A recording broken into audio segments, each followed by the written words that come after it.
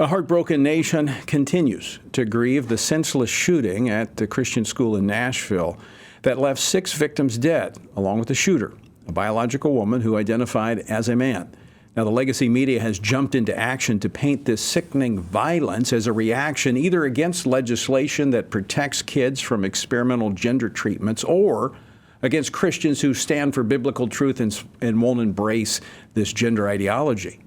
We've seen just how normalized transgender ideology has become in our society, as even the military has routinely hosted drag queen story hours for children on military bases.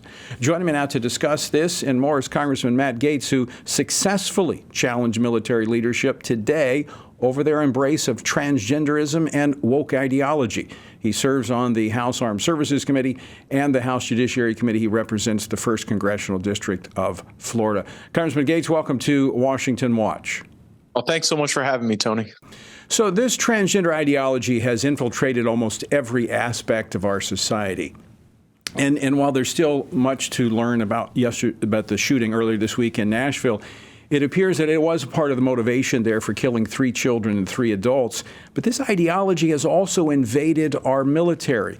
You questioned Pentagon leadership about that earlier today. Tell us what happened. Well, President Biden has submitted a budget that has $70 million for diversity, equity, and inclusion initiatives. And so I traced how some of that money had been used in prior budgets, and I found a series of festivals and events where drag queens were brought in to bring stories to children. And that's particularly troubling to me because it must be very confusing for a child that understands the concept of mother and father by nature, by their very existence, then having to come into contact with a gender dysphoric individual. I'm very troubled by that. I didn't want it to happen on military bases. And I'm worried, Tony, that when we focus on these frivolous things, we're not doing the really important work within military personnel to recruit and retain the best and brightest so that America always holds the high ground. And so I asked Secretary Austin and General Milley why taxpayers should have to fund these drag queen performances for children. And somewhat surprisingly, they didn't defend the conduct. They acknowledged that it was wrong.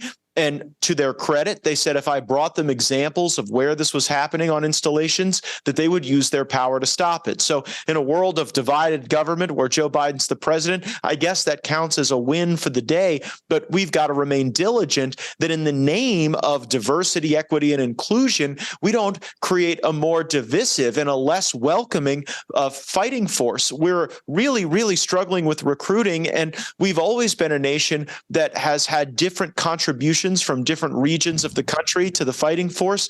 The American South, the American Southeast make an oversized contribution to that fight. And so when values are presented that are antithetical to the values that a lot of people grew up with, then I think that can really have an impact on readiness as well as our culture.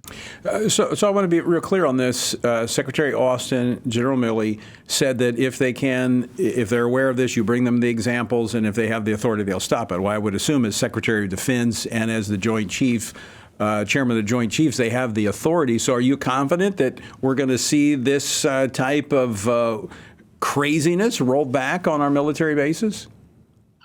Trust but verify, a great leader once said. And so we're asking folks who experience this divisive wokeness to go to gaetz.house.gov, share with us the information so we can bring it forward, highlight it, and then defund it.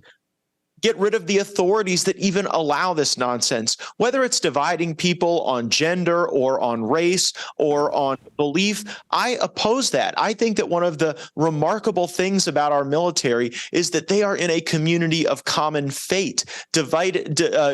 Included in that is a common sense of mission and patriotism and love of country, and driving a DEI agenda into the military actually has the opposite effect of what some of those people think it might. Yeah. Well, let me first just say thank you and applaud your efforts in focusing on this, because some don't want to touch it, but I'm with you. I think it is absolutely important that our military focus on its mission, and that is fighting and winning wars, not promoting drag queen story hours and the rest of this woke agenda.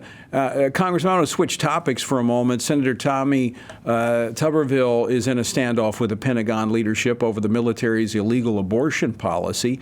He's using the Senate's power to promote flag officers to get the Department of Defense to retreat from this abortion-promoting policy. I believe, I didn't watch all of the committee hearing today, but I believe that topic came up. Any movement there?